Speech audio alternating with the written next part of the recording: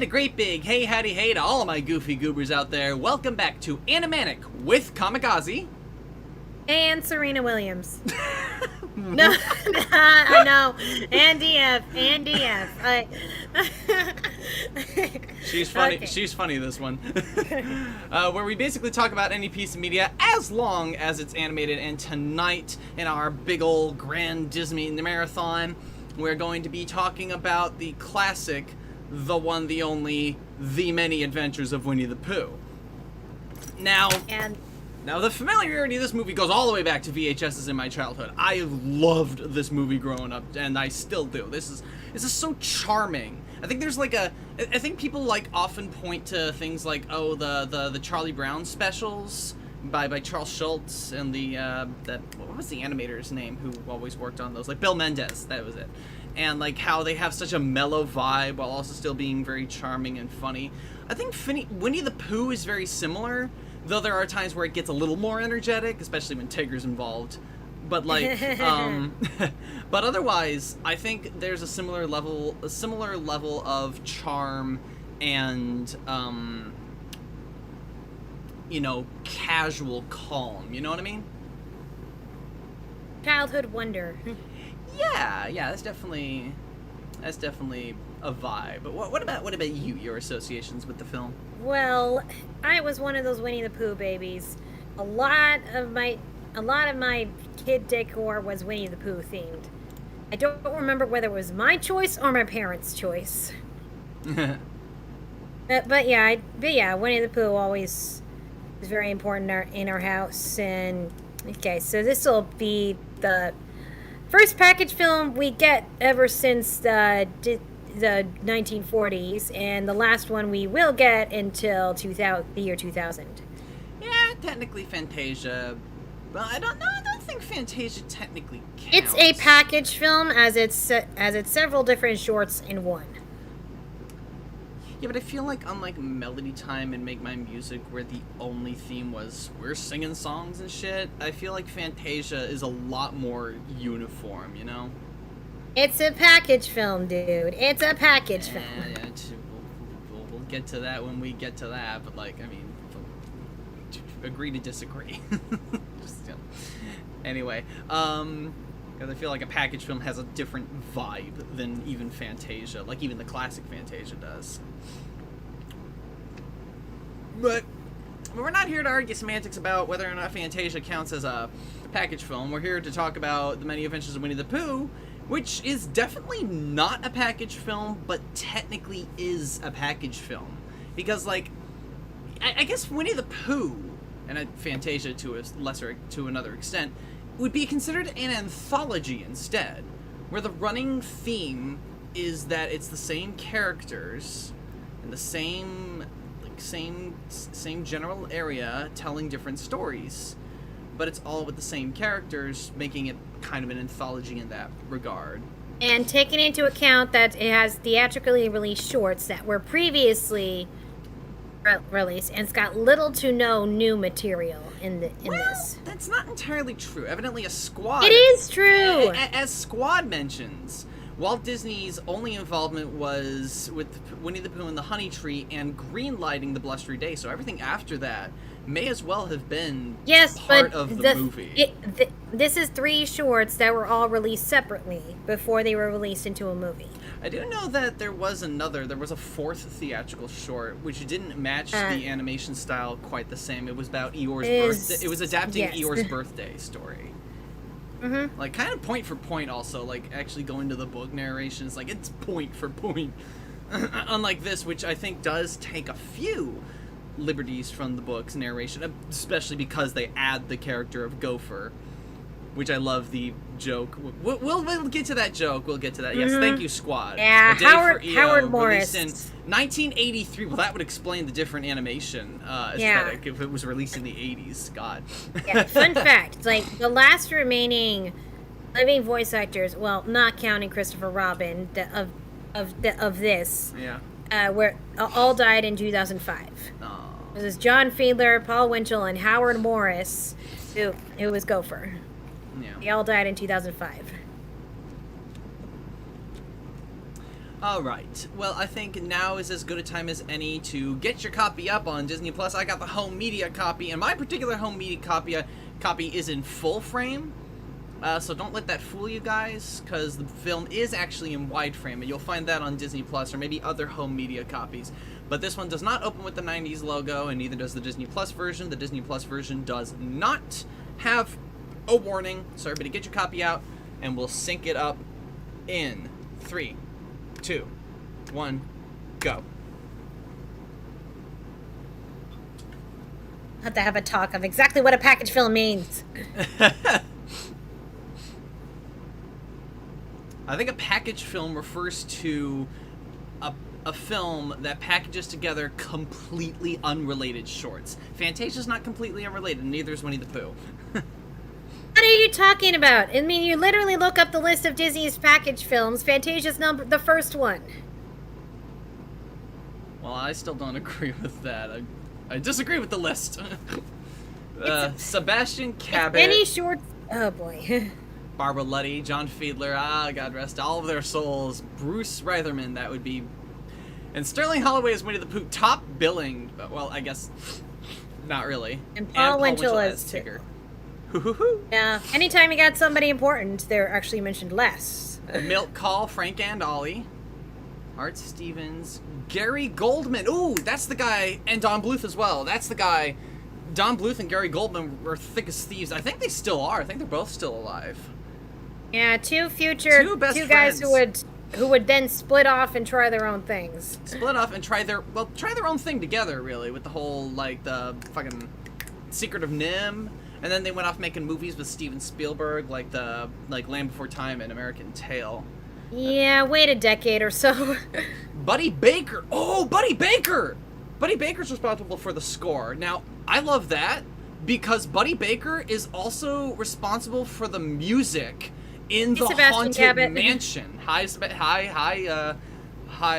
doing a similar voice as Bagheera, but I guess that's just because it's his natural British. Here.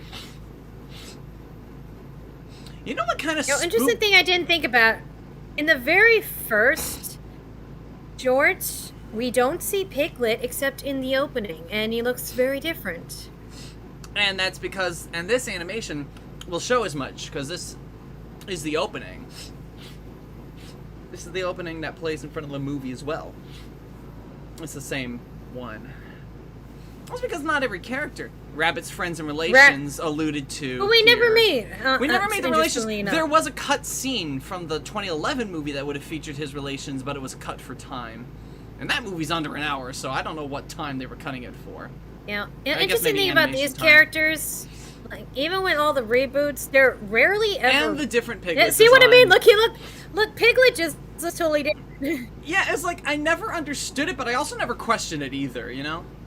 It's one of those things Piglet where actually doesn't make an appearance in the first short. He does not. Well, he's not really a character that. In fact, was he even part of the original story in the Honey Tree in like the? I don't think so. In the book, like I don't think so. But they also put all the other characters like Kangaroo and Owl and. And there's the there's the Xerox process with the close up on Pooh there with the whole pencil sketch lines. You know, it becomes a whole thing for Winnie the Pooh's aesthetic. And it did. And you know, it wasn't until 2011 they finally added Tigger to that theme song. That's right. Did you see that? Where like they watercolored the movement of the page illustration. That is extra. That is so fucking extra. Okay, but yeah, you hear what I said about Tigger? Yeah, they didn't add him until like the 2011.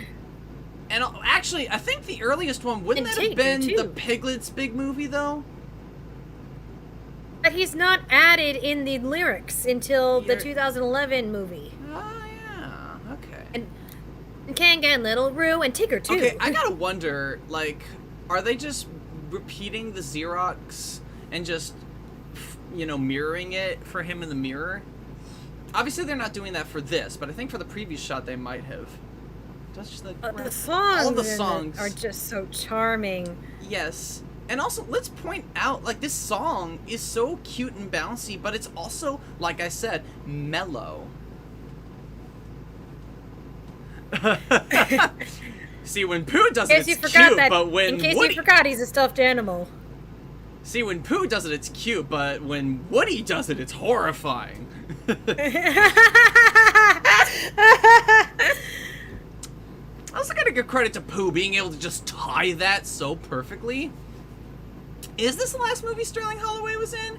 You know, I think last Disney movie he was in. Yeah. He did a couple of other.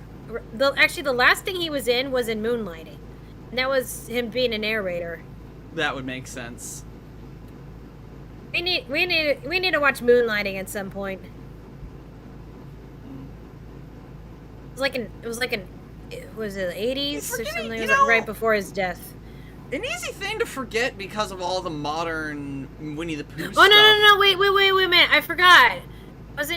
Didn't he narrate that episode of Animaniacs? No, that was Jim Cummings doing his best Sterling Holloway impression. Ah, right. As he's That's known, a problem. as he's That known he to sounds do. so much like He Sterling. sounds so good, you don't even notice. That's how convincing he is.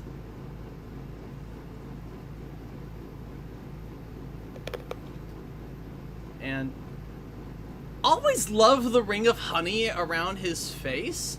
Also, I want to call you out, whoever was in the movie night when we watched The Princess and the Frog, that honey around his face was pretty realistic. Like, gonna point that out. That was pretty realistic. Yeah, sorry. I was already having... That bee emoji's very problems. cute on YouTube there. Besides, I'm reserving my Princess and the Frogness for when we actually get to it. Too true. I love that the text and then I can is nerd always off on the side. Nerd off. Oop! Sailor drop shadow on Winnie the Pooh there. Pretty noticeable because of how distant the camera was from him. BBB. Dum-dee-dum-dum. I want to point out also... Yeah, there was like 3 different voice actors for Christopher Robin in this. Bruce Reitherman being only one of them. Yep, the last thing he was in Moonlighting. Go the brave horse. I'm just looking at his Actually, last you want to point out something that's here. really brilliant about Winnie the Pooh's design is that the animator can do the sketch down the middle of Winnie the Pooh's stomach and back, and they don't even need to fully erase it because, oh, he's a stuffed animal. We can just leave that on there, and it becomes a big part of these characters' aesthetic in all of Disney, and it's so good. Like, I think the cleanest line art that we've ever seen on Winnie the Pooh would have been like Christopher Robin, Winnie the Pooh's Grand Adventure, The Search for Christopher Robin, and the TV series. But everything else in Winnie the Pooh tries to match that Xerox pencil sketch aesthetic. And I love that. Because it becomes... Anyway... And because even like the watercolor background art is very reminiscent of the book illustrations, and so the sketchy Xerox lines fit with it so well, you know?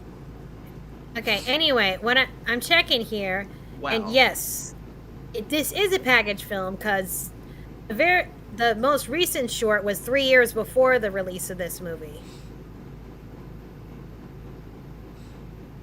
But were all of them like released separately as shorts? Because I could have sworn at least wasn't there at least one of them 1966, that was 1968, and then 1974. This came out in 1977. But wasn't there a 4th separate short?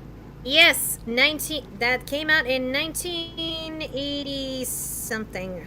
Yeah, no, but that's Eeyore's birthday one. But I'm talking about like in this film. Wasn't there a separate 4th short that was only a part of this film? Nope. Oh, it's not a separate short, but like maybe the ending though. The in-between scenes are definitely new. The in-between scenes are new, and I think the ending, where Winnie the Pooh and Christopher Robin are going off, and where he's like, "Oh, can't we just go back to page 1 and do it all over again?"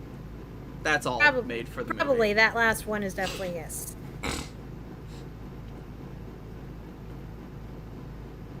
You know, I wonder. My brain just went somewhere, right? So because apparently Gopher was originally made to replace Piglet. Which makes sense since Pooh and the Honey Tree also encompasses the part where he gets stuck in the hole of Rabbit's house. Could you imagine though if they'd continue with this franchise and didn't have Piglet? Yeah, and I feel like Gopher is a different enough character that having both of them is like, you know, there's utility in it, right? Gopher is a real animal by being shown to have a lot of fur and no stitch lines, and Piglet is a stuffed animal by his little beady dot eyes. Actually, I think that's another consistent design element, with the exception of Eeyore. All the stuffed animals have dot eyes, and all the real animals have full whites in their eyes, you know? Hang on, there's something on my floor. I gotta pick that up.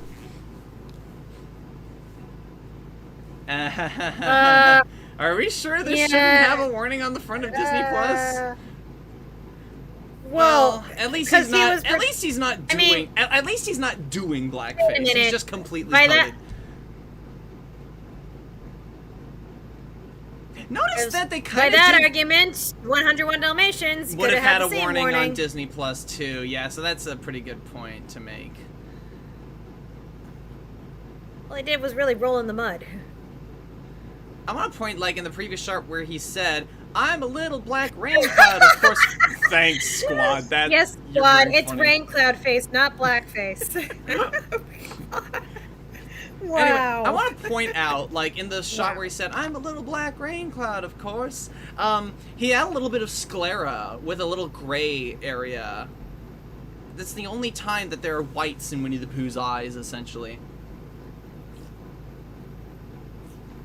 Well, give a testament to Bruce. You can definitely hear the Mowgli voice in there. Give a testament to Bruce. He's a decent singer. You can't say that about a lot of child actors in general, honestly. Like, did he spell that correctly? I don't think he spelled that correctly. He's what? S-U-S-P-C-T. What? S-U-S-P-C. Yeah, he did not spell that correctly at all. I don't even know what he was trying to spell. He was trying to spell suspect.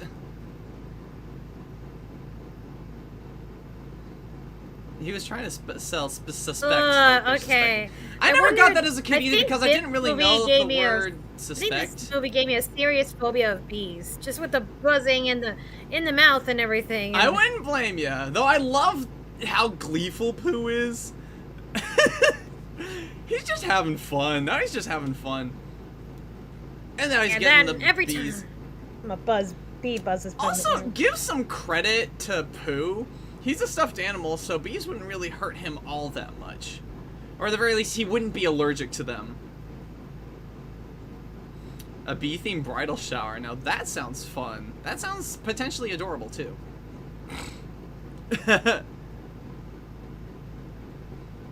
That was definitely Mowgli. Thank goodness we know that that's mud he's shaking off his butt. Then again, he's a stuffed animal, so. Well, some bees are dying today. What are you laughing at? You're about to die. I always love the animation of that laughing bee. I think the wrong sorts of bees. Yes. Like, because, I know why bees are important, but still, their buzzing makes me so anxious. I'm worried I'm gonna be stung. I find it interesting that these bees are drawn to be fuzzy, which indicates that they're bumblebees. Which is slightly, no, actually, I think honeybees are fuzzy too. But don't bumblebees and honeybees make honey, like, separately from each other?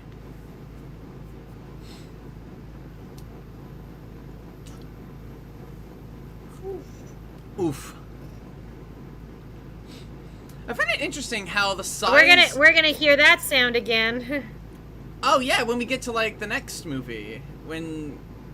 I forget the dragonfly's name, but we'll get there. I think they just... Okay, did they rotoscope his animation? And there it is again.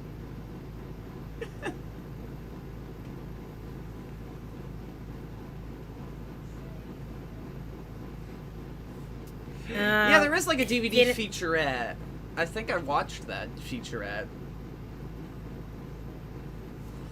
I mean, he's not technically wrong. Give him some credit. You know, everyone gives Rabbit flack, but now that I watch Rabbit as an adult, I feel so sorry for him, especially in this part. That's the SpongeBob mentality, too. It's like, as kids, we totally jive with SpongeBob, but as adults, we relate to Squidward, you know?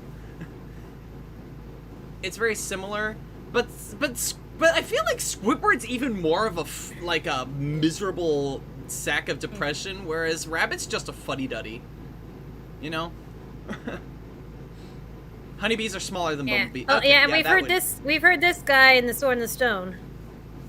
I do want to point out that I feel like that I never noticed it as a kid, despite watching both movies, because he's so good at portraying them as very different characters. You know? There's also quite a few years in between these, so... Which means he's a little older, sure, but like... But I don't think he's that much older that his voice would be that different, naturally, you know?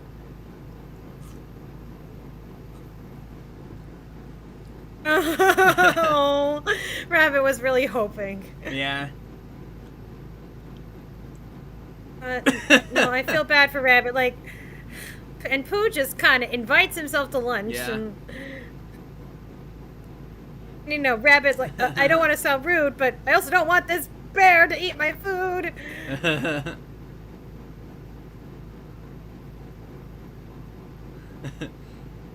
Eating Rabbit out of house and home. You're a greedy bear, Pooh. I'm sorry.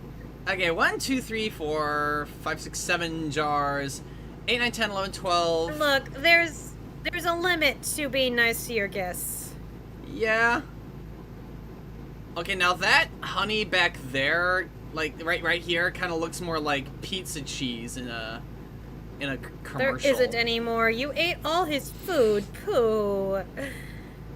And he's paying for it. And you know, he still does that. He takes advantage of Rabbit's food. Yeah. In fairness, though, at least the karma's immediate. I mean, it's so funny that he tried going back through the door he came in when Rabbit's house has a second door. Actually, modern adaptations also forget this, is that Rabbit's back door has a ladder up as opposed to like just a flat floor in. The flat floor in is Piglet's house. I think it's an overlooked design element from the original. Wait a minute. Who is this owl? I feel like I recognize this voice. Let me check. Yeah. I'm pulling up the IMDb here. Huffington Guy, welcome. Welcome to the stream, Huffington.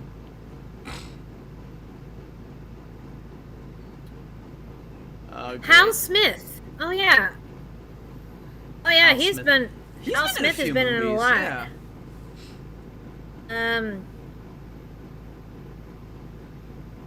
I love this. Apparently he was Owl in quite a few other things too.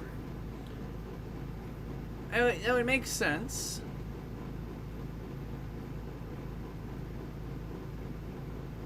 Oh yeah. Yeah, even in the New Adventures of Winnie the Pooh, he was Owl. Huh, give him some credit. Well, I mean, Paul Winchell was still doing Tigger up until his death, and...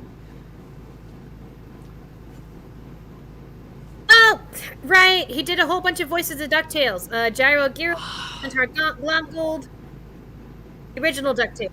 That would explain a familiarity with the voice as well, because I remember some of those versions of the voices, too. Yeah, rest his soul. Well, yeah, apparently he did a lot of other... I don't know if Hal Smith I don't know if Hal Smith was still alive to do Gyro Gear Loose in the DuckTales remastered video game, but they got a good sound alike, and I'm kind of hearing a similarity there. If he wasn't. And we went as far as Garfield and Friends. Yes, Blue Heart. I was gonna get to that. Yeah, the whole funniness. I wanted to wait. Dynamite. I love how he goes straight to Dynamite.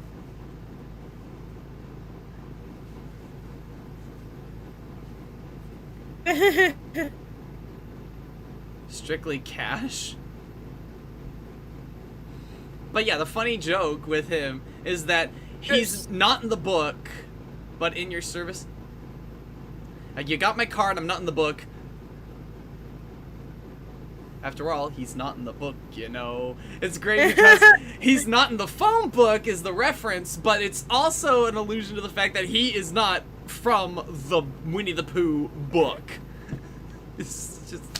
It's so I love the double entendre that's not even like dirty joke. It's just a really funny allusion to how he wasn't from the book this is based on, and he's also not in the phone. I just love that. I love that. Not a lot of Brits warmed up to him. Yeah, I can understand that, Squad, but like I like him. Hal Smith was also Jacob Marley in Mickey's Christmas Carol. And he did voice Goofy in that. And That's right. he would have been, and he was Rat as well. He was also, well, yeah, he makes a good sound-alike for. Wait, wasn't he also Rat in the original? That's what I said. Rat. He was Rat. Yeah, Rat in the original and the Christmas Carol one, because yeah, he would have been. No, alive. No, because like he would. No, because Rat and Molly were also in Mickey's A Christmas Carol.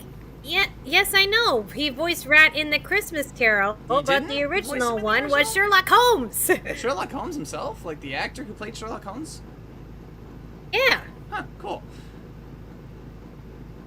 1997, in Pooh's Grand Adventure. Yeah, that would have been sometime while the New Adventures of Winnie the Pooh show was still going on, right? Though. For Paul Winchell to I think drop he off the died show. like in the middle of the 90s. Well, that would be a literal retirement, wouldn't it? Oh yeah, the Thanksgiving episode, the Thanksgiving special with the... They're trying to get a turkey, but then they're terrified of turkeys, much like Heffalumps. Oh, Pooh, you messed up my... Like, my family... I love the scrunkly... Yeah, he died in 1994. Well. Yeah. Smith, yeah. Squad... There's Barbara Letty. Squad, I think you're thinking of John Fiedler died in 2005. I told you, Paul Winchell died in 2005 as well. Wow, the both of them. Yeah. I literally told you at the beginning. Paul Winchell, Howard Morris, and John Fiedler all died in 2005, and they were the last ones. Yeah. Not counting Bruce Reitherman. Speaking of which, is Bruce Reitherman doing Rue, or is that somebody else? That's also a great quotable line. Why, oh, why, oh, why? Because he says it. Like, it's kind of like his... Okay, so here's something funny as well. Apparently Clint Howard. Clint Powell. Feel like he's been in a previous Disney film. Younger brother of Ron Howard. Oh, Ron Howard. Yeah, he's that director. Oh, he's still alive. Okay, so not counting the kid voice actors. Yeah. A lot of... Yeah, pretty much all of the adult... I love the frazzled look on Rabbit's face there. Yes, Howard Morris here. Fun fact, I actually voiced Jughead Jones in the original Archie's animated series. I agree, Ryder. Terrible bartender. You know, I was gonna... Wow. Okay, so the voice actor for Rue actually has been in quite a few things since then. That's another go through the childhood. Good for him. Child actor thing. Managed to survive that horror story. How many kids do you think grew up thinking honey was spelled Hunny because of Winnie the Pooh?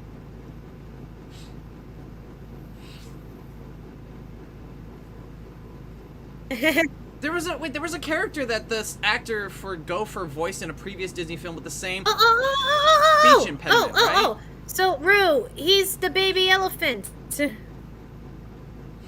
Oh yeah, he is. I can hear it. Yeah, I can hear that actually.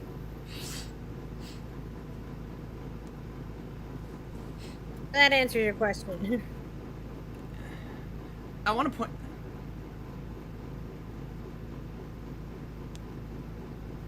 Glad of it, he says, that he's not in the book. Probably to help the British audiences warm up, it still didn't work, I guess, as Squad said earlier. He budged. I love all the goofy ass. Actually, that's another thing that I was trying to say this whole time. And I guess I'll interrupt the song a little bit to say it. What a deep ass voice. Wait, who is that doing Eeyore? I feel like you mentioned it, but I forgot. Okay, so... Such a deep voice. Okay, so I should point out that the Rue in the in the Tigger 2 segment is a Different probably actor. by then Clint Howard grew up. This was a Dory Whittaker, so a lady. Well, that would make sense Rue because is voiced by a boy and then a girl. let's make sense of that because a lot of older women play pubescent boys because they can do the roles for longer. You know. And we're gonna hear a Rue it's a voice utility. change. I mean, eventually. We don't know how much it's gonna be noticeable though. It's like I never noticed it as a kid, so they must have done really good on the sound alike.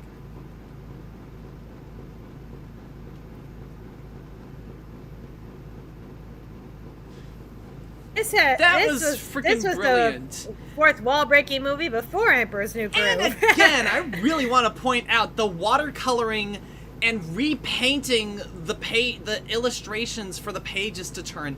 That is so extra. Because, like, if they wanted to save a little time and maybe a little money, they could have just, like, you know, turned a physical page with a string and stop motion, you know? And here we go. Yeah. Oh, I do not pity the animator who had to animate the letters, you know, molding to the They're all page. spelled right. They're all spelled correctly. Like, They're ooh, molding with the page. that's a repeat in words. At the very least, like, in something like fucking the modern Winnie the Pooh movie, they're able to, like, just, you know, CG it like they did with the like they did with the carpet in Aladdin. They were just able to map the texture to the animation, but they had to draw it. Think of that. They had to redraw the letters whenever they turned the page. That is absurd. Every time. And they have to do it, like, my god. And then they do shit like that, which is so amusing. And I love that they kept that going with a lot of the movies.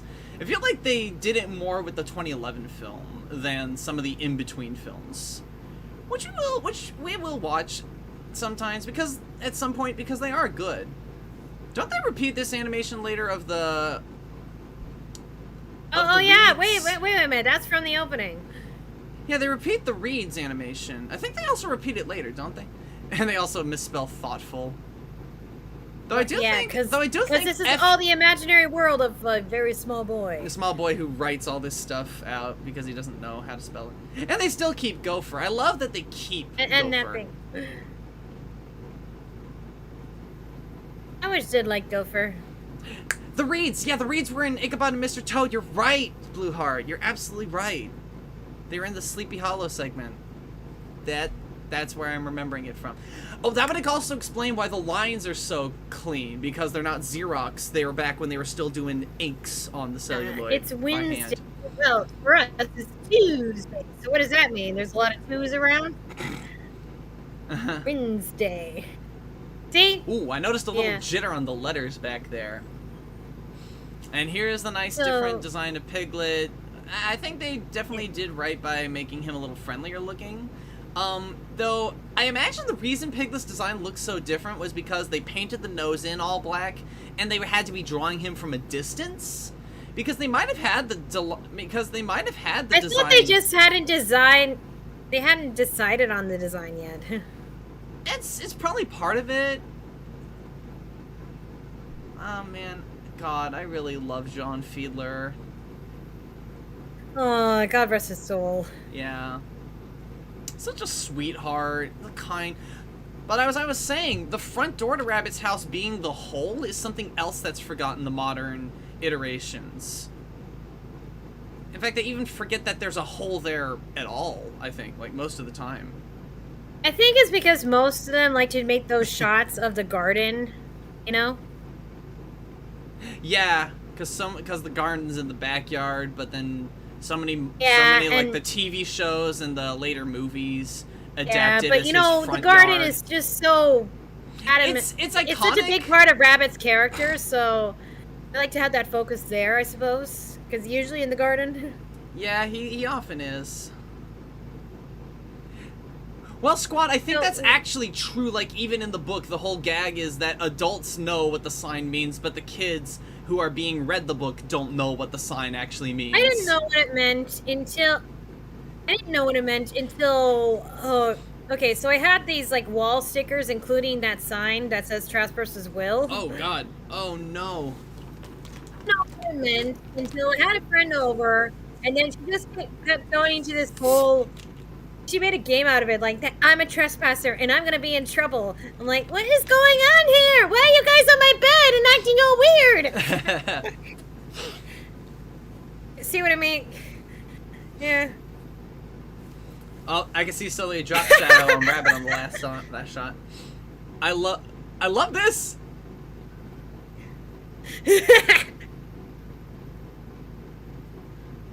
And Rabbit misspells carrots because, you know, Christopher Robin probably taught him how to write. Yeah, I love how they keep that consistently. That the characters really don't know how to spell, not even Rabbit. And even Owl pretends. Owl kind of pretends to read. He's not very good at it. Yes. No, because the thing is, owls are actually not that intelligent creatures. I mean, they're hunters. They're good. They're good at what they do. No, I mean, like, their brains are very small. Bird brains, and I mean. And the only reason owls are attributed to wisdom is because they were used. The owl was a symbol of Athena, the goddess of wisdom in Greek mythology. Don't be filthy, scribe. But I like to think Owl, he thinks himself as an intellectual. He's that guy who claims to be smart, but he's really just all talk and no brain. It's brilliant. Like, I love it. Because, like... Yes, you're right. Even Owl can't spell if Pooh's Grand Adventures any information. Can't spell, can't read. And again, this is all Owl's. I mean, it all comes from the book, I'm sure, about Owl just being an absolute windbag. Like, you can't shut him up. I mean, I'm pretty sure A.A. Milne met his fair share of fake intellectuals who just go on and on and on and on and on. Yeah. Especially in England, you know? Yeah. 19th century England. In the same way that Charles Dickens... Oh, no! Yeah. I don't even think he knows what he's saying, honestly. No, really, this is the moment where he's like, oh, wait, what? Shit happens. Oh, I love this line. Yep. What? It's like...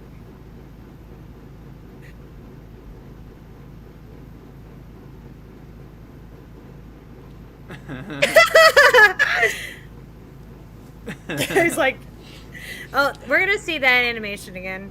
Yep. You know, we need to see more of Rabbit being all hoppity like that. Yeah. F for Owl in his house. Yeah, F's in chat, please. F's in chat for Owl in his house. Actually, that's another rule break. Like, with Eeyore having the full white eyes despite being a stuffed animal, Christopher Robin has dot eyes despite being real. It's so funny. It's like the rules are both perfectly consistent, but also made fit to the character. And all of his chatter being written. I do have to wonder. Oh wow! Buzzing and buzzing, buzzing and buzzing. Oh, that is so smart. They're repeating the same pages. Yes, they're not I noticed it too. Oh man, that is so fucking smart. Buzzy, I wouldn't even unless you're like me that can actually read everything that's for a split second. It's like, wait a minute. I wouldn't say here Eeyore, we go. I wouldn't say Eeyore. Here we go, the fan favorite. Yeah, he's a breakout star. Like, Winnie the Pooh is the friend to everyone, but Tigger is the one you want to be with when you want to party, you know? He's the party animal. Yeah, he's the one everyone remembers. Like, well, you know, Huffington, you remember the we'll get to genie, that. you remember the genie, you remember Lumiere, you remember Sebastian and such. They're the showstoppers. They are. Well, they get the show. They get the show-stopping numbers. Yeah. And let's also point out that while Tigger's song is super short and memorable, he initiates a real show-stopping number with Heffalumps and Woozles, you know? I Because he puts that all the bird. bounce, bounce, bounce sound effects that come with Tigger. I feel like they're using a lot of accordion with him.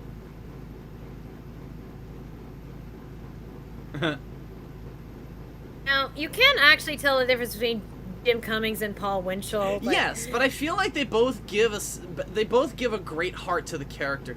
Like, yeah. like Paul Winchell's Tigger feels like he's got a bit more growl in him, I think. He's got a bit more growl, but he's also got like a soulful sound to him. Whereas Jim Cummings' Tigger is much more like a little kid, you know, like hopped up on sugar. You know? Like, they're both absent-minded, but this Tigger is absent-minded in a way that an old soul is, whereas Tigger, like, Jim Cummings' Tigger is more absent-minded in the way that a little kid is, you know what I'm saying? I just... Strange-looking creature, the way his eyebrows moved. His eyebrows are amazing. I love that he has 2 sets of eyebrows, too. Yeah, this moment actually does happen in the book, where he looks in the mirror and is like, hey, I thought I was the only one. I found another Tigger. I mean, the song it's really also... cat-like, you know? I mean, you say that, Squad, but the song, and I think also this mirror gag also elicits the plot of the Tigger movie as well. It's like, hey, you remember that whole bit with the mirror? Yeah. Like, yeah, I was saying it when we were watching the Tigger movie the other day, that Tigger consistently has problems with identity in this and future iterations. You know, Bella, I think you're right. I think Jim Cummings did double down on Tigger's lisp a lot more. Because he's got a little bit of a Tigger, like, but then, like, Jim Cummings, like, punches it up to 11. Eric Bauza. You know, what if they did that? What if they brought Eric Bauza on to do Tigger, and then they brought that Brian Hull character to do Winnie the Pooh and a lot of other Jim Cummings roles? Like, I mean, it's a sad prospect to think of, but like when John Fiedler died, Disney was like, oh shit, we're gonna need like replacement actors for our legacy characters, and that's why Steve Whitmire got fired from playing Kermit. Because Steve Whitmire had gotten a real fight with Disney about who really owned the character and who was really in charge of getting a new voice for him. Steve Whitmire blacklisted everyone. Steve Whitmire blacklisted everyone that Disney auditioned for replacements as Kermit's voice, and because of that, they fired him.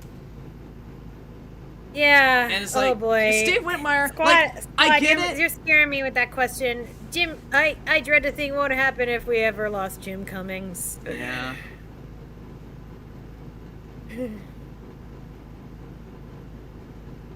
Well, I mean, Eric Bauza does a lot of cartoon voices. Like, he knows how to do a lot of the Looney Tunes. Like, so I wouldn't put it past him for doing... Yeah, the moment where you forget that Pooh wielded a gun. No, they are redrawing it. I noticed because I see the top of the cork on the pop gun. That. Oh, Scribe, you're right, because the one character was in the Banana Splits was voiced by Paul Winchell. Okay, I've been trying to find a moment to ask this. Which of these characters do you think you're the most like? Me? I can take a guess, but I want to hear your opinion. Honestly, I think I've got like...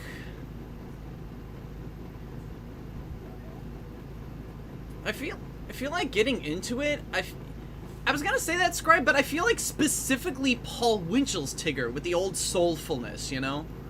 Yeah, I was gonna say you're definitely a Tigger vibes. But not like Jim Cummings' Tigger where he's like a hyperactive kid. I feel like Paul Winchell, because he's got this old soul vibe. I want to talk about this. Because, like, this is a real show-stopping number. Yeah, Pink Elephant 2.0, definitely. But, like, it's like the Tigger song was definitely fun and bouncy. But I feel like because he initiates this song by planting the seed in Pooh's brain, and you absolutely love to see it. It's basically the animators just going off and having fun with any of this surreal shit. I think I think I've kind of fluctuated through the years of who I'm most like. I was definitely like Piglet as a kid, and point in my teenagehood where I really felt like Eeyore. And now I think my personality, they're just kind of scary matches Rabbit. And I think You once ain't again, you ain't it's seen not, me at work. and I again- can be a and again- control freak. Yes, but I also want to point out, again, there's a big difference between how Rabbit was portrayed in this initial outing and how he's been portrayed in things like Rue's Springtime with Rue, where he's being depicted as such an asshole. Like, God. I mean, we've Rabbit all had is those not- moments where we get caught up in our own head and... Yeah, but I feel like he was a bit much of an asshole, you know? It was a whole Christmas Carol thing. Yeah. Kittens? This whole surreal... I think this is where you hear the grim-grinning ghostness of Buddy Baker's influence on the score. Okay, anyway, so... You never played Piglet's Big Game, but a lot of the enemies were inspired by the sequence. Thankfully not that guy. Yeah. But the one where that had the trunk become a sousaphone, that's an enemy in Piglet's Big Game. I also want to point out how a lot of these notable, even this pop gun guy, are all depicted in the ride. Like, when you get to the Heffalumps and Woozle sequence in the ride, even this guy, actually I think it's probably this guy with the Woozle who lights his cannon nose. And they're all depicted in the ride. Like, in some version or other. Like the Jack-in-the-Box Woozles, this iconic Heffalump balloon is in there. And the stripes and polka dots guys have like a swapping pattern and color effect, like on a turntable behind them. Hey, throw Ravenscroft. And also just, and this is also at least depicted in the Disney World version, because in the Disney World version, they properly put the sequences in order, where they start with the Blustery Day, then go to Tigger bouncing around, and then Heffalumps and Woozles, and then the rainy sequence. Whereas the Disneyland version does it out of order, where they go from Blustery Day to Rain to Heffalumps to Pooh's Hero Party. Yeah, but I love how on the ride they actually showed it where Pooh comes out of, the dream Pooh comes out of real Pooh. You know? Yeah, I love that. They use, like, I think part of it is Pepper's ghost, and the other half is just a spinning projection on a black wall. Yeah. Also, I might want to point out that this movie is a musical. Like, we open with the opening number, Winnie the Pooh, and then we get, like, Pooh's introductory number, and then his kind of I Want song in, like, I'm so rumbly in my tumbly, time for something sweet. And then we get another, like, moving the plot forward song with, like, Little Black Rain Cloud, the bailing. It just tries to shuffle all the water into different plots. And repeating that animation for budget, which makes sense. Love this. We'd sing this every time it started raining. Yeah. And this gets replicated in both versions of the ride, where he's just spinning around in the whirlpool and his head is caught. Yeah. The honey pot canoe. I mean, it doesn't even look like a kayak. I mean, what about me, Piglet? Okay. I love Floodier. that. I feel like that should be a word, actually. I feel like that comes from the book as well. It's like A.A. Milne's, like, own... Floodier. It should be a word. It ought sense. to be. Always April showers. Yeah. I'm looking it up. Is floodier a word?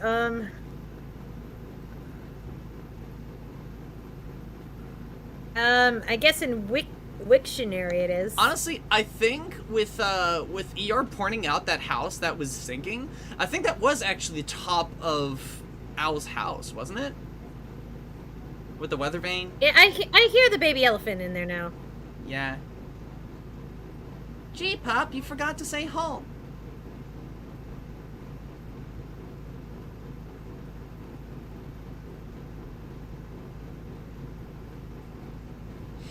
Yep. That over there is definitely Owl's house, caught in the flood. And Pooh. This is like the teeniest moving whirlpool I've ever seen.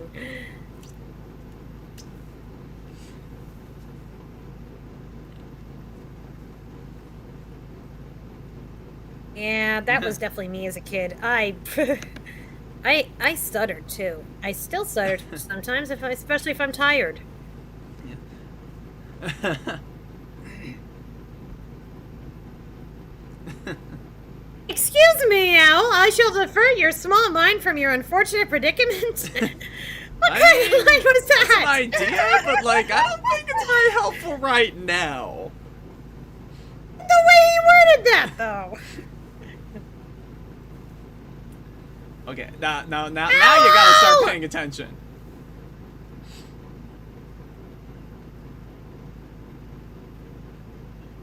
And he's still going on. Ah! Yep. Thank goodness the twig broke the fall. Yep.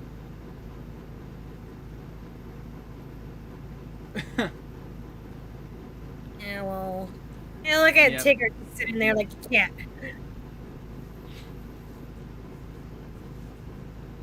That's where he looks most like a stuffed animal whenever Christopher Robin picks him up. I think because, like you mentioned with the kittens, they're drawing them differently when they're being held by a human. They're drawing them they're smaller. They're drawing them smaller with slightly different shaped and sized heads.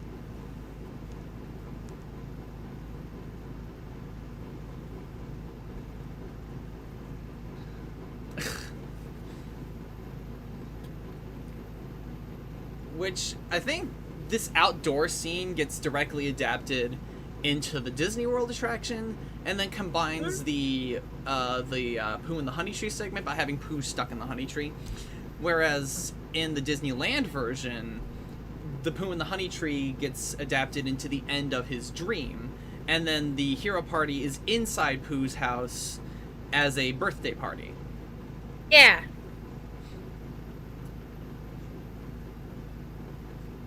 Now, this part, Yeah. I still don't get why this is something that Piglet has to do. It's his house!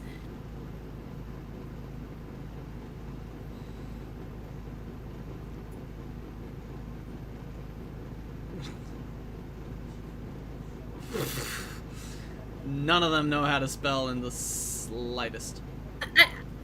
I'm sorry, but someone has to say this.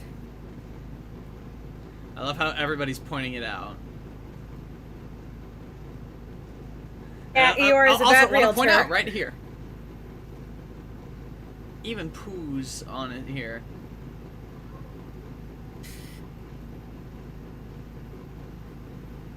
I mean, I'd like to think eventually Piglet or Owl realized a mistake because in later stuff, he's still in his own house, and Owl's in his own house. Yeah.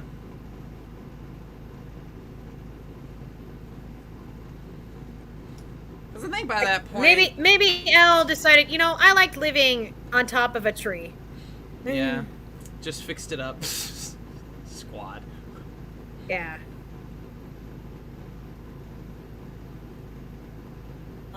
No, I always loved how Pooh just always looked out for Piglet. Kind of frustrated how it's not live chat over there. It's missing some of your chats. Who is a friend of name? Hey, gay, we're totally gay. I don't know. No, it's just not showing up in the streams chat. Anyway.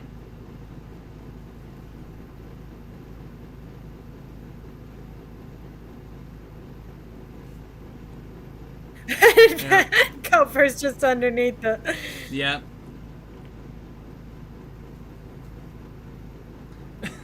Poor guy. Gotta feel bad for him a little bit. Yeah, Pooh may be a very, very little brain, but he looks out for Piglet. This little guy. And new animation. Yep. It were, I should say. Oh, wow. You can actually hear the audio quality difference Hmm? for this recording, too. Because it was like 10 years after this. Yeah. It could have been Squad. Nice little self-referential little little dig at themselves just for funsies, just for a laugh.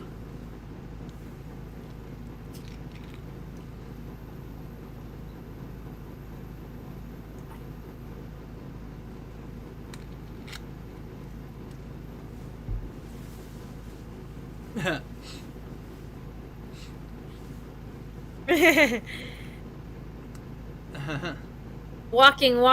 It's the same page! It's a simple effect. Nobody's gonna be reading have it. you ever seen the clips I see the of Winnie the Pooh, but done with, but as if it were done as a sitcom, so it's got like the laugh track? No. I'll share them to you.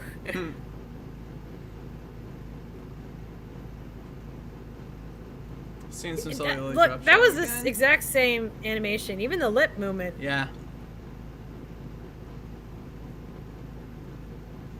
Yeah, I can't unhear the laugh track now. And that's the whole the he said TI double cut and the lip sync, but then they repeat. Yeah. You're right. They just copied. Winnie the Pooh and Pig. I love that. That's adorable. Why didn't they keep that?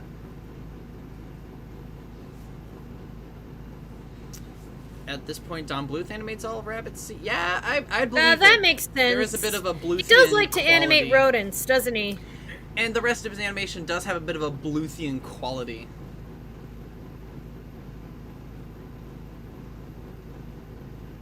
Now here's another moment where I'm on Rabbit's side. Oh, that is definitely a Bluth animation. Like, I can tell. Bluth has a very big, very specific fingerprint. Yeah, even the hands. In fact, you want to compare an earlier Disney animation that looks even remotely similar to that. Look at some of the birds in some of the bluebirds in Sleeping Beauty, which is one of the first things he animated, uncredited on that movie, like I mentioned back then. Repeat that This animation scene, there. I'm on Rabbit's side. It just Yeah. destroyed his livelihood, his crops.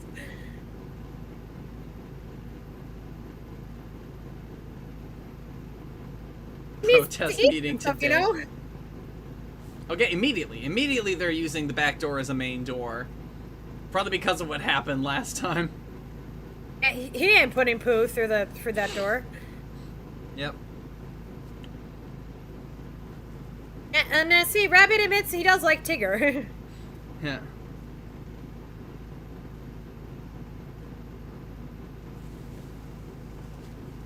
and no one considers just to have a talk with Tigger, like, hey, can we set some boundaries? Oh, this is the part where this is the part of the movie where that meme comes from.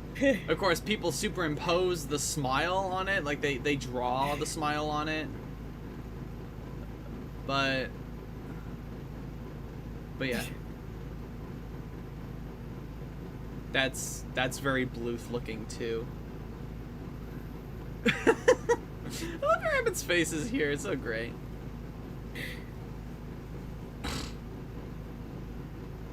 Thank you, Piglet.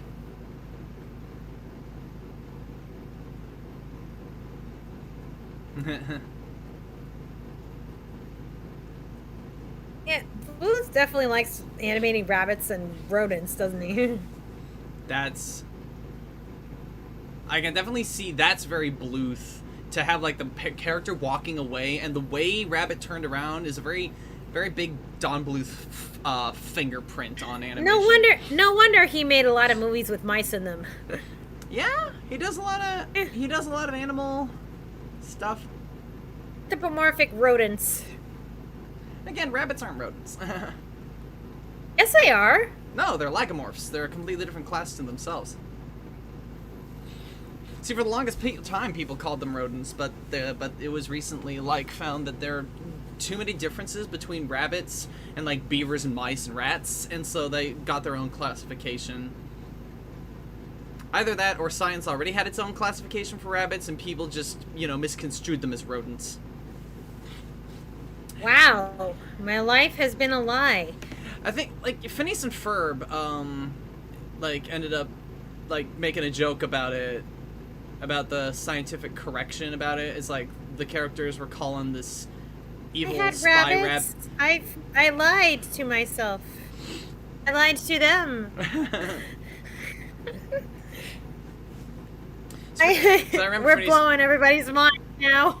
So they dropped Shadow on Rabbit. Oh, that is a very Don Bluth looking animal face. Oh, I love that. And the toes. Yeah, Rabbit. That's I such a get Don it, but Bluth there were touch. other ways to handle this. Ooh. You know? You can just see it. You can just see the qualities of like Don Bluth's future characters in Rabbit's animation. You can just see it. You can feel it.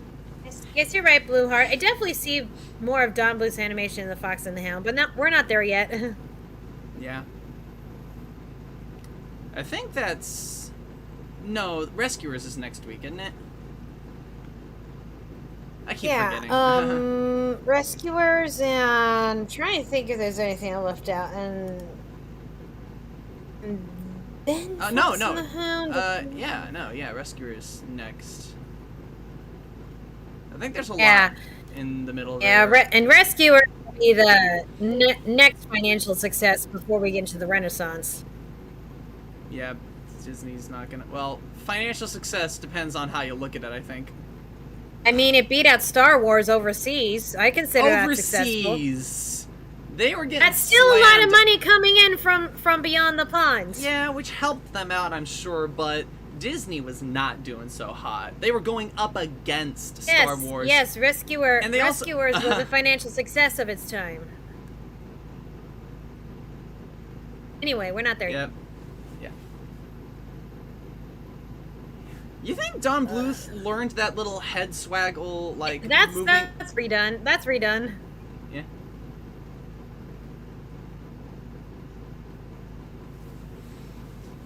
You know, I noticed that Rabbit is doing this thing that Milk Call is known for doing, where his head is moving and lip sync at the same time. Do you think Don Bluth picked that up from Milk Call? Because he may have been like shadowing Milk Call for a bit, and then been like, "Wow, I really love what you're doing there." Oh yeah, you know they use this concept of character in Search for Christopher Robin as well. That Rabbit, he wants to be that parental figure and be in charge and keep everyone safe, but he always hates to admit when he's wrong. He's that perfectionist.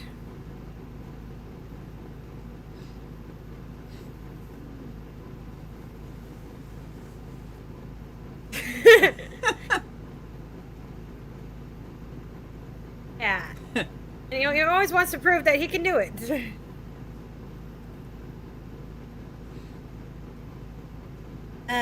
There's a lot of insecurities in these characters that I never really realized as a kid. Yeah. I mean, the Winnie the Pooh characters, being British characters, are a bit savage. Like in the OG stories, they can be pretty salty and snide with each other. It's kind of amusing.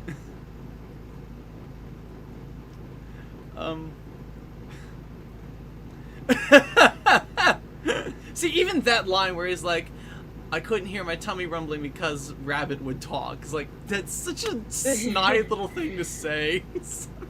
Rabbit.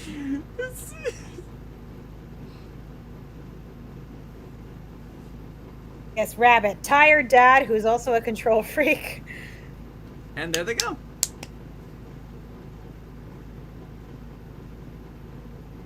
You know what? You are Tigger. This is reminding me of our trip to Disneyland.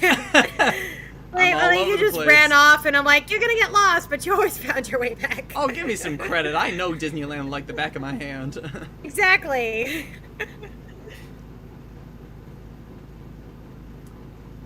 I mean, I can imagine why you'd want to reuse those animations. I can't help but be the mom on the trip.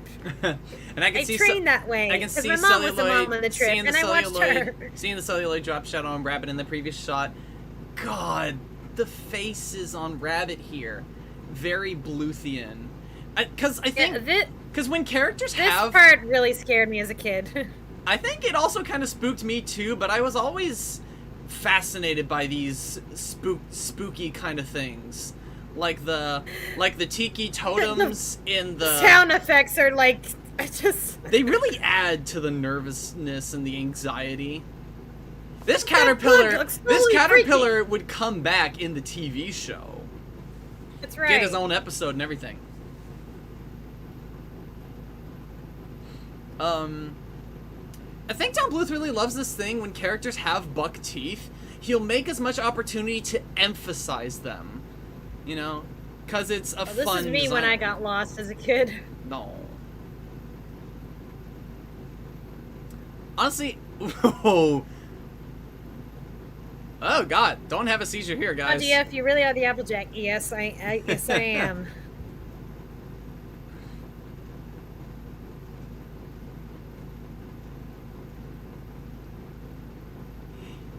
Yeah, cause I implore you to try to find a single moment in any of these Disney Winnie the Pooh things where Tigger loses his way at all.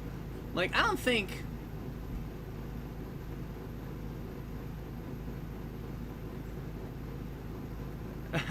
Okay, so I guess Rabbit didn't say it again, but the narrator did. Really hammering that in. Hey, they skipped chapter 4 and went straight to chapter 5. Because chapter 3 was in which Tigger gets lost. Okay, different voice for Rue. What are you talking about? That was chapter 4. It said it had the Roman numeral 4. The Roman numeral X. Wait, did I read that wrong? X is 10. X is 10. IV is 4. I think I might have read it wrong then. Because I'm having a moment.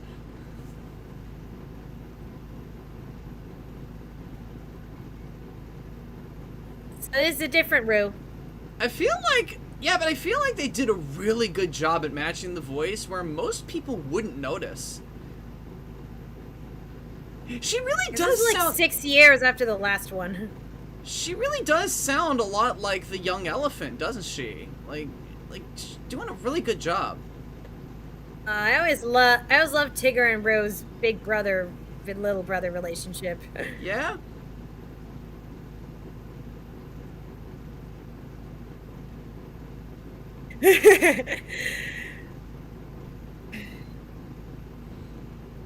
I don't think you're the only one to ship Tigger and Kanga Blue Heart Tattoo. You know, I don't really understand their ages, so I can't be sure.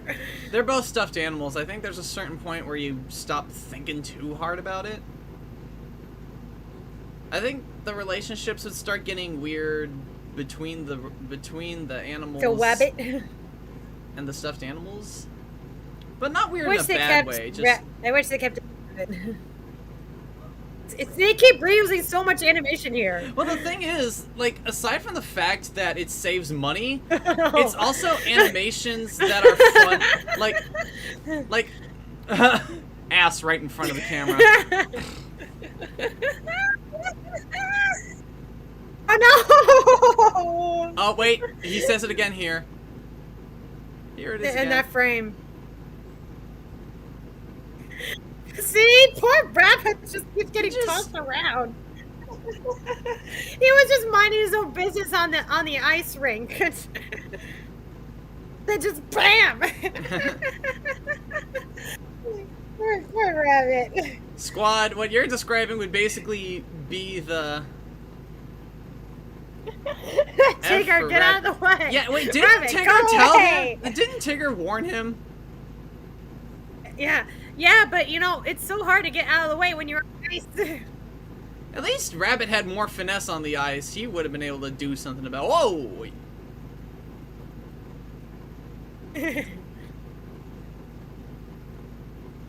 This is exactly cat behavior. Cat will go up the tree. Cat will not come down the tree.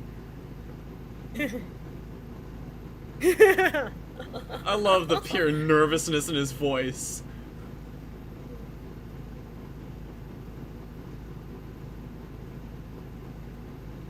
I think this whole thing definitely has to come from the book. Hey, he spelled it right. For what? I think it's the simplest word to spell, honestly.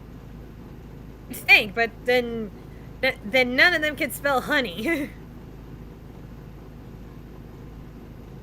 Owl. I think it's like because you couldn't substitute any letters and still have it make sense. You know, you can't I substitute don't know.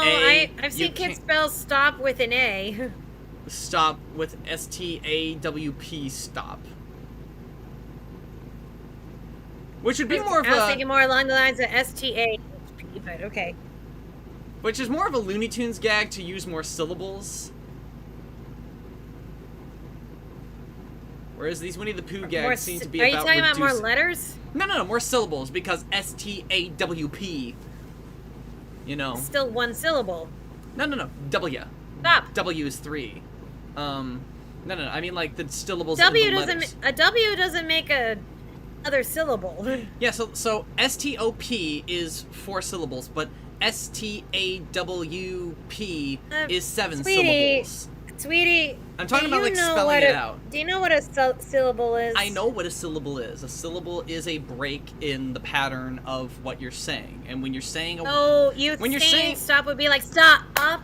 No, what I'm saying is about the gag, like STOP, spelling it out is 4 syllables, but It's 4 letters. but STAWP is 7 syllables, spelling it out, which is much more of a Looney Tunes gag to use. You were not more very syllables. clear on that. Fizzy brought the popcorn to the banter. Don't argue with an English major, by the way. I try and all that too. I try. My mom and I always get caught up in semantics.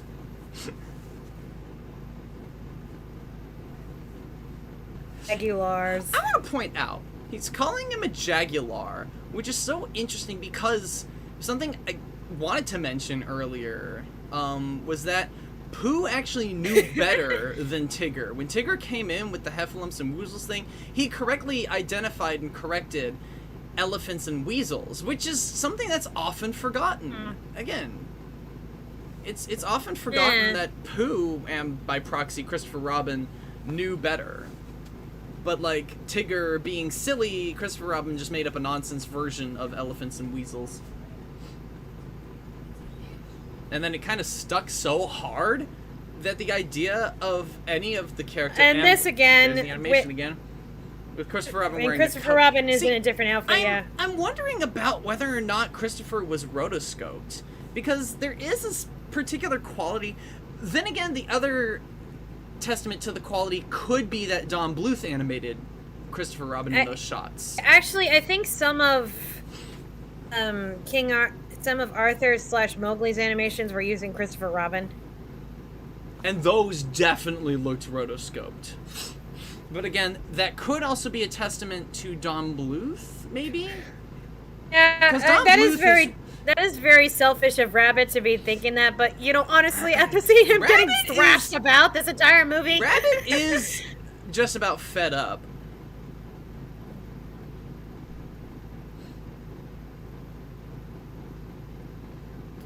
I'm gonna listen to that voice. Timothy Turner doing... Honestly, I think Timothy Turner doing... Oh, wow, okay, that is pretty noticeable. His voice is much more high-pitched, and he's British. He's doing a British accent. It's like, it's alright to get jumped. It's like... Decorous. No, Jaguar was one of the only creatures that has never made an appearance. Heffalumps and Woozles have been in nightmares and drawings and even their own movie. And then canonized in the New Adventures of Winnie the Pooh. Even Woozles, Heffalumps and Woozles were, they were made canon in the show, and then Heffalumps were made canon in the movie universe. Which the movie universe Oh, shush. This is my favorite part. Oh, yes. I love the way he says that. Need to look at the book and see how he actually got down. I wonder if the book tells you to rotate it on its side and it's an interactive thing. I don't think so. Or what if the interactive element of the book is that to help Tigger get down, simply turn the page? Or like they just said, But I'm sure he'll be. But I'm You- sure he'll be able to get down at the turn of the page. Because this is a. And then there's the text on the background art. I love that element, and it sticks with pretty much. He's a terrible. I want to point out, like, in the TV universe of Winnie the Pooh, you have the Heffalumps and Woozles who are canonized as villains, as literal entities. And then there's also Kessie. Kessie was also brought over to the Book of Pooh, the Jim Henson's puppet series, which did include book elements with the text. But then interacting with the narrator. Yeah, but then the separation. Yeah, the narrator wasn't in the initial TV show, The New Adventures. But then like in the movie universe, they would be hit or miss on whether or not they would use the book elements. Like, I think even the Heffalump movie, like, glossed over the book element a lot. Like, they didn't use it. Yeah. They didn't have a narrator in that one. But Kessie was only part of the TV universe. She was never in the movie universe. Which means that the Heffalumps that are canon to the movie universe are the ones that we see in the Heffalump movie. Even though they only appear in that movie and the TV series My Friends Tigger and Pooh. Which, again, is another series that decanonizes Kessie and, the villain Heffalumps. They had a whole special where they introduced Woozles because they didn't remember the old TV series. Had Woozles as well. Yeah. Then suddenly it stopped snowing. Yeah. Because it's like no longer that. sad. The minute you get... And that's what I said, Blue It's like Heart. the snow disappeared in midair. At least I think I said that. Or at least inferred it. You're a rabbit.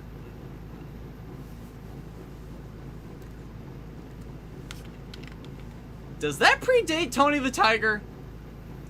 I'm not sure. We gotta see if Disney can sue. Well, then again, Let me- they get to. let me know. I mean, I guess it's kind of a Rings. Thurl Ravenscroft like timeshare.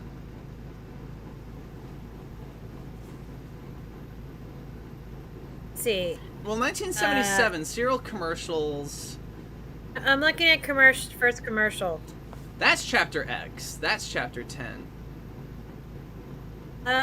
Tony the Tiger started in 1959. I love that line. It's so sweet. I think the one thing that hurts the realism of Honey and most of Winnie the Pooh is that instead of being see-through, it's a solid flat yellow. But it is kind of appetizing. Like, it would trick a kid into thinking they might like honey to ultimately discover, like, oh, honey's a little too sweet or something, Well, at least you turned the page in the right direction. Even for an upside down Nobody book. tells me anything, said Rabbit. Bouncing Piglet is very cute. Oh, I loved when they redid this scene in the opening of Christopher Robin. I didn't think he was going to cry in the first few minutes, actually. You did. Oh, you're right. Christopher Robin The was exact one of same the dialogue. Christopher Robin was one of the better live action movies. Again, for the fact that it doesn't adapt Winnie the Pooh. Like Aww. perhaps they brought John Walmsley back to make him sound a little older than he just sounded. Oh. I love this. It's such a great moment. And you can see they're drawing Pooh's head a little bigger because he's right next to Christopher and Robin. Drop him on 3. And this whole scene. Oh man. It's all about growing up. Yeah. Now, you talk about the forest the rabbit was in being spooky. I think it's more overwhelming. This wigged me out as a kid. That is not supposed to happen. And they also painted that really well. Like, you can hardly notice that it's animated. Like, it's so fucking spooky. Like, God, that. I don't get why it's so spooky. It's like cute. The bear winked. It's I just have a different standard you for don't- creepiness. Here's the problem that I had with it, right? So they introduced it like your classic Cinderella or Snow White, which I also grew up with, and they have your storybook opening. So, oh, it's a physical set. None of these things are actually gonna move or come to life or anything. But then the Winnie the Pooh that's animated like a cartoon character, because I was able to dissect the difference when I was younger. It's like I always knew that the costume characters at Disneyland, like, they weren't the same as the animated characters, but they were also in their own right versions of the characters. You know, kind of like how you'd see Mickey Mouse with the dot eyes and then Mickey Mouse with the white eyes. You know, it's kind of like that. It's like I knew there was a difference, even if I didn't know quite what that difference was. So when I know that difference, I see the cartoon bear compared up to the live action bear, and then the live action bear winks at me. I'm kind of wigged out, okay?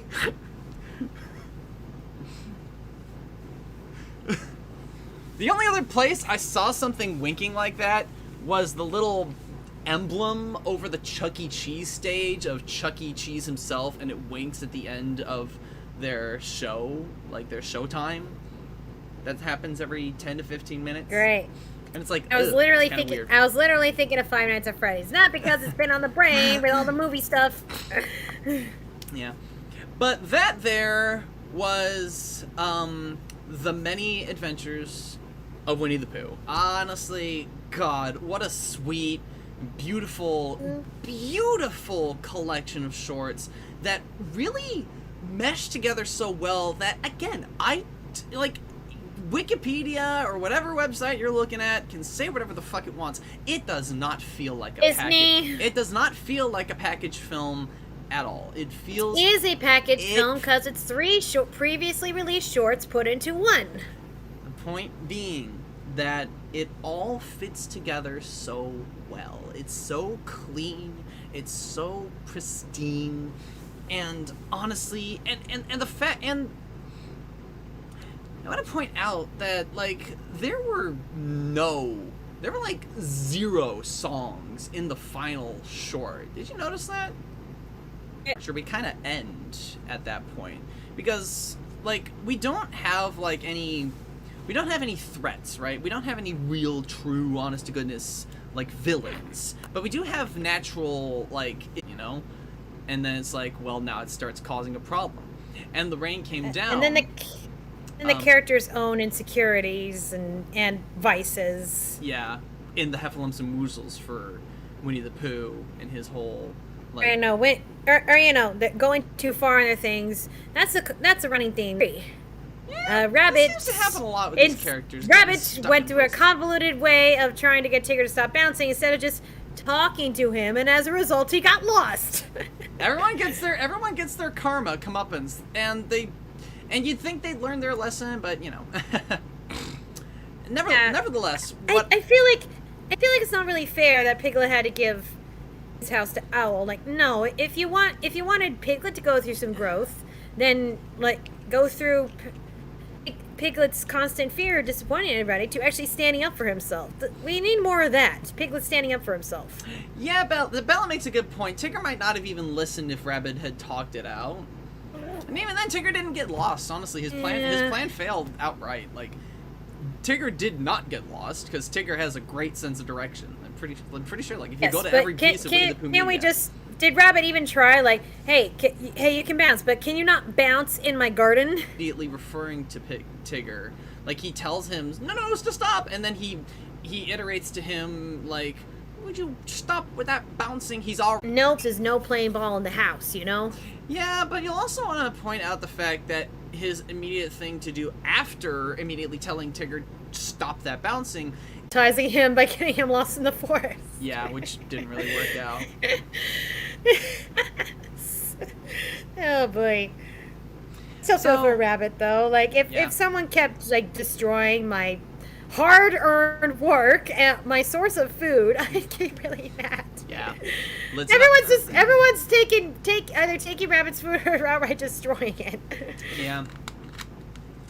The thing in the But yeah, in the musical theater structure, we have the opening number of Winnie the Pooh, and then after that we have an introductory to the character of Pooh with the exercise number, and then we have his I Want song through like Rumbly and his Tumbly, how he always wants something sweet. And then we have the Little Black Rain Cloud, which is about Pooh's plan taking action, and then he gets stuck for his problems. And then there's the triumphant like what do you call it when the whole chorus sings a number? An ensemble. We had the ensemble number when like Pooh is finally budging and being out of Rabbit's door.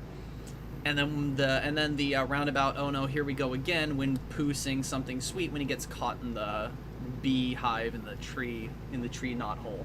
And then we come to the second segment. The Blustery Day gets its own song, and I wanted to say, like, in a way, it's kind of a villain song because it's a natural cause that, I mean, it's not traditional in the way like a villain song, like, you know, whether it's sung about the villain or it's also sung by the villain where it really gets you in their head. It's more sung about the Blustery Day, and it kind of sets up a bit of a Murphy's Law thing where it's like, oh, we're singing about the Blustery Day, ain't it fun and keen, but the song modulates back and forth between major and minor notes, very chromatic approaching notes, so it's a little bit menacing in a way. And then this is one of those movies where the conflict isn't a person versus person, it's a person versus nature. Exactly. And being in the 100-acre wood, that just makes the most sense. And then to get to Tigger gets his intro and I Want song at once, and also kind of a pseudo, like, just instead of an I Want song, it's more of an I Am song, you know, where it's like he just is, he is Tigger. He bounces, and that is him. That's what he does. And but that is also very interesting, because I say that, as we go on to all the different Winnie the Poohs, Tigger's problems are mostly to do with his identity. Like, he just says, yes, I'm the only one, and I'm proud of it. But then there are those times where he doubts himself, or he feels like, well, I guess I am the only one, and no one else is like me, and that's a bad thing, right? Yep. And then Tigger plants anxieties in Pooh's head that lead us to the nightmare sequence Heffalumps and Woos, which is mostly just there as a filler number to extend the length of what was originally probably like an 11 to 20 minute short in theaters, by an unseen choir of voices. Something I think Dan Povenmire referred to as the Disney Choir when he was pitching the Phineas and Ferb theme song. But so Blue Heart Tattoo asks, what do you think of the theory that every character in the movie represents a mental disorder? I've heard that theory. I've heard that theory. Yeah, I've heard that. I don't know if it's intentional, considering when the stories were made. I remember the obvious one was like that Eeyore represents depression. And I forget the others. I think it was like Tigger was ADHD, and Rabbit was OCD. OCD, yes. I don't think it was intentional, considering when the stories were written. But I'll make an argument that an author's... There's definitely a lot to take... There's definitely a lot to interpret. I want to point out that authors tend to put a lot of themselves into their characters. And so when you write a character like Tigger, you find that silly side of yourself, that fun-loving side of yourselves. Piglet is straight up anxiety, yes. Yes. And then Owl. And then Owl is that one where it's like that is. Owl is just like probably a little bit of narcissism. Narcissism, definitely, yeah. Although I don't know if that's really a mental disorder as much just just kind of a negative character trait. Well, I guess it depends on who you ask. There's some. Yeah, I think the only one who's level-headed is Kinga. I think the only a good guy with a narcissism can stop a bad guy with a narcissism. But anyway, like I was saying, so you get your next natural disaster song with The Rain Came Down, Down, Down, and much like the Blustery Day, it's setting up this horrible disaster. You know what? I'll take that back.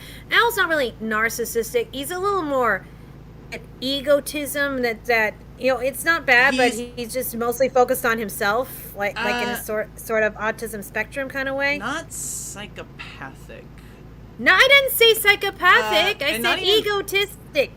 But I think like sociopathic psychopathic where he only considers himself and not necessarily the feelings of people No, around I'm not him? talking about. I'm not talking about psychopathy and sociopathy. I'm talking about egotism. Squad, Which- squad.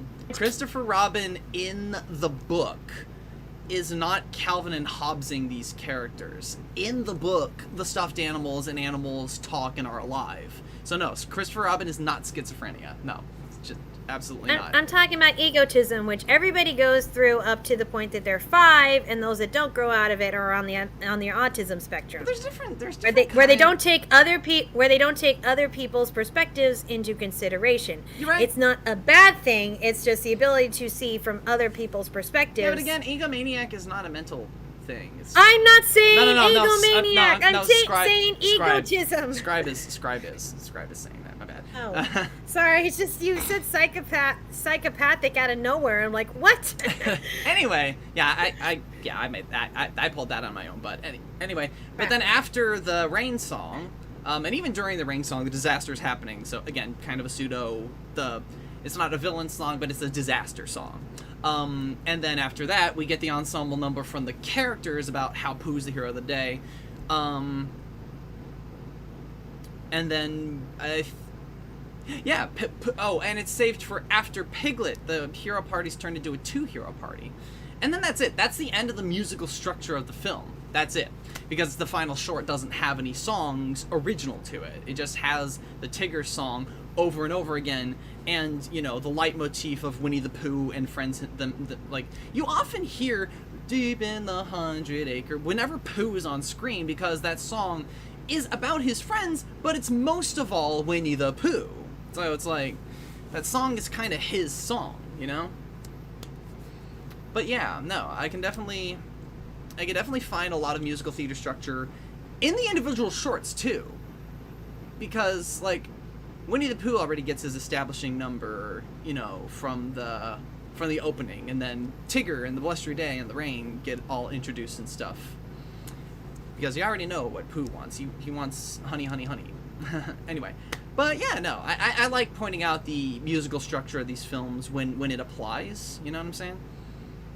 Because we're going to get to a point where it's going to be so thoroughly just the basis for the movies. When we get to the Renaissance, the structure of musical theater is going to be baked into those movies. Like, all the way up through, like, I want to say Hercules, because Tarzan, not really. I mean, Tarzan, a little bit, but it's mostly just Phil Collins. But yeah, honestly, any extra thoughts on the animation or the stuff we saw? No, I'm just putting this definition in the chat because I think I might have accidentally offended autistic writer there. Oh. Look, I'm telling you what I learned in psychology class. If I'm wrong, then my professor was wrong, and the textbooks were wrong. That's not really a hot take, squad. The songs in Tarzan are good. It's just, we'll get to that when we get to that. But as far as Winnie the Pooh goes, that's going to be it for this evening. Winnie the Pooh, beautiful, fun. The background art really does invoke the illustrations in the book, which is great. I love that they do that. It's just beautiful. So, thank you all. So, thank you all so much for joining us on this absolutely wonderful, whimsical... You said a word earlier. Think about that casual feel. Whimsy? Just whimsy? Yeah, thanks for joining us on this... Well, Huffington, if we ever do Toy Story on this, on Animanic commentaries, we will probably, I'll get into that. There is a bit of a musical theater structure in Toy Story, and I will point it out when we get to that. But anyway,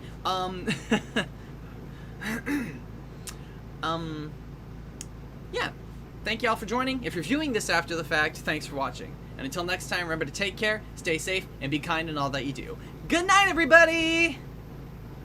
Night, night.